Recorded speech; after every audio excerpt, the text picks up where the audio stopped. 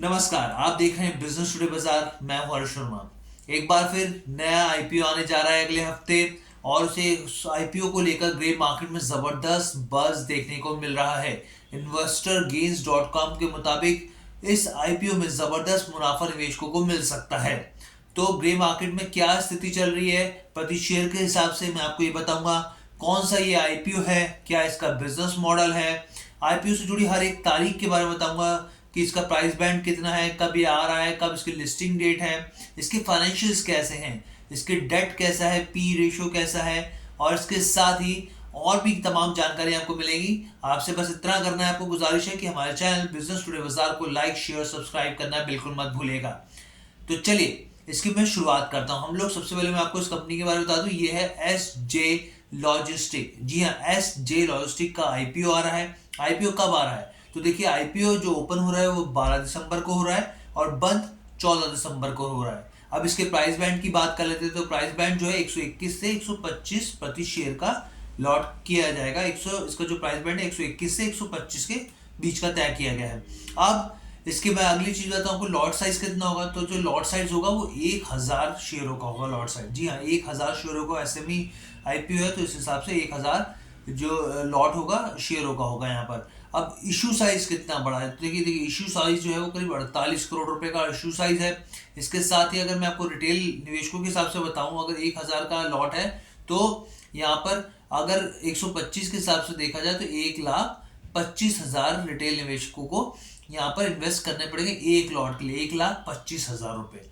ये तो आपको मैंने क्लियर कर दी। अब इसके बाद देखिए मैं आपको बताता हूँ कि भाई इसके क्या कहते हैं अलॉटमेंट कब होगा। तो देखिए अलॉटमेंट जो है वो खबर जिस तरीके से आ रही है करीब 15 दिसंबर को होगा। इसके साथ ही इसके लिस्टिंग की जो डेट है वो 19 दिसंबर बताई जा रही है। ये तो मैंने आईपीओ से जुड़ी आपकी जानकारी बता दी। अब मैं आपको होल्डिंग बताता हूँ कि कंपनी की प्रमोटर्स की होल्डिंग कितनी है कंपनी में। तो देखिए मैं आपको बताऊँ कि यहाँ पर 67% आईपीओ से पहले जो प्रमोटर की हिस्सेदारी थी इस कंपनी में 67 पॉइंट कुछ 54% कुछ इस हिसाब से उनकी हिस्सेदारी थी। लेकिन जब लिस्टिंग हो जाएगी कंपनी की जो हिस्सेदारी है तो ऐसे में घट जाएगी और वो जो है करीब 49.66% हो जाएगी यहाँ पर। अब कंपनी के हम कुछ फाइनेंशियल्स की बात कर लेते हैं। अगर आप पीई की बात करें तो यहाँ पे 14.14 है। पी आरओ की बात करें तो करीब 24% है और डेट टू इक्विटी जो है वो है करीब 1.08 है। जो इस हिसाब से देखा जाए तो यहाँ पे, और दूसरे मैं आपको इसके नंबर्स भी बता देता हूँ कि भाई इसके रिजल्ट्स कैसे रहे हैं। तो 31 मार्च 2022 से अगर 31 मार्च 2023 के बीच की बात की जाए तो प्रॉफिट आफ्टर टैक्स है उसमें बहुत अच्छी खासी बढ़ोतरी देखने को मिली, करीब 340% की जंप अपने आप में बहुत ही बड़ा जंप है। और इस हिसाब से प्रॉफिट आफ्टर टैक्स बहुत अच्छा है। रेवेन्यू की मोर्चे की बात की जाए तो रेवेन्यू की मोर्चे में 29% का बढ़ोतरी दर्ज की है वाई ऑन वाई बेसिस पे। अब ऐसे में सवाल उठता है कि कंपनी के पास रिजर्व कितना है। तो कंपनी के पास जो रिजर्व है वो करीब करीब मैं आपको बताऊँ 4,500 करोड़ रुपए का है।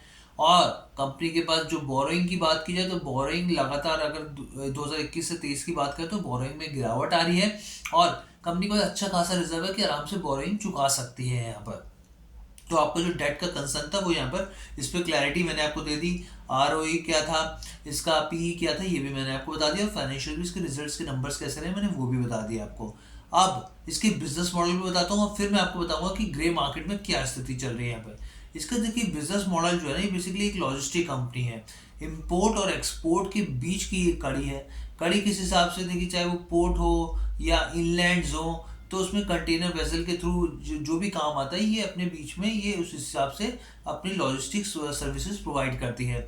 इनके पास वेयर हाउस भी है इनका खुद का। इसके अलावा इनके पास जो है कार्गो प्रोजेक्ट होगा या फिर एयर फ्रेट कॉरिडोर हो गया, या फिर इसके अलावा मैं आपको बताऊं कि कंपनी के पास वित्त वर्ष 2023 में 3100 बिल कंपनी ने क्लियर करे हैं विदेशी कंट्री को, क्योंकि ये लोग दूसरे देशों के लिए भी काम करते हैं जिसमें अमेरिका हो गया, जापान हो गया और इसमें सऊदी अरेबिया हो गया। इसके अलावा इसके अंदर गल्फ कंट्रीज हो गई, साउथ अफ्रीकन कंट्रीज हो गई। तो तमाम देशों के लिए जो कंपनी है वो काम भी करती है। अच्छा खासा इसका बिजनेस मॉडल भी है और अच्छा खासा काम भी है यहाँ पर। अब मैं आपको इसकी ग्रे मार्केट की स्थिति बता दूं कि ग्रे मार्केट में क्या स्थिति चल रही है। देखिए ग्रे मार्केट में आईपीओ को लेके काफ़ी बज़ है।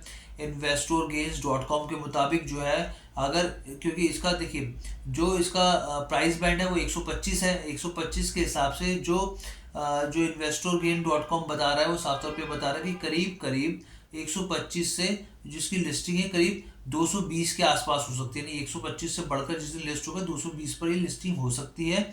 और यानी कि 95 रुपीज़ का प्रति शेयर ग्रे मार्केट में 95 रुपीज़ प्लस का ग्रे मार्केट में इसका प्राइस चल रहा है। यहाँ पर 125 का इसका प्राइस बैंड है, यानी उससे ज़्यादा 95 प्लस चल रहा है, यानी 220 के आसपास इसकी स्थिति लिस्टिंग की हो सकती है। और इस हिसाब से निवेश को करीब करीब 76% का मुनाफा हो सकता है। यहाँ पे प्रीमियम के हिसाब से 76% के प्रीमियम पे लिस्टिंग हो सकती है। ये साफ तौर पे ग्रे मार्केट में इस तरह की खबरें इस आईपीओ को लेकर चल रही हैं। तो ये ओवरऑल खबर थी आपको बताने के लिए कि एसजी लॉजिस्टिक का जो आईपीओ आ रहा है उसकी आईपीओ से जुड़ी जो मैंने आपको जानकारी थी, डेट्स से लेके सब चीज़ें बता दी मैंने आपको। इसके फाइनेंशियल्स बता दिए कि कंपनी का जो profit after tax bumper Y on Y basis पे देखें तो बम्पर रहा है उसका। कंपनी के रिजर्व्स भी काफ़ी बेहतर हैं। और जो बेसिकली हम देखें बोरोइंग वो लगातार घट रही है। और मैंने बहुत सारी तमाम चीज़ें बताई इनका बिजनेस मॉडल। तो कैसी लगी आपको वीडियो, आप हमें कमेंट करके ज़रूर बताइएगा। और आपके लगातार हमें कमेंट्स मिल रहे हैं आईपीओ के ऊपर, और आप अपने कमेंट्स भेजिए, हम कोशिश करेंगे उनका जवाब देने के लिए अपने एक्सपर्ट के जरिए। बिजनेस टुडे बाजार के साथ जुड़ने के लिए आपका बहुत बहुत धन्यवाद।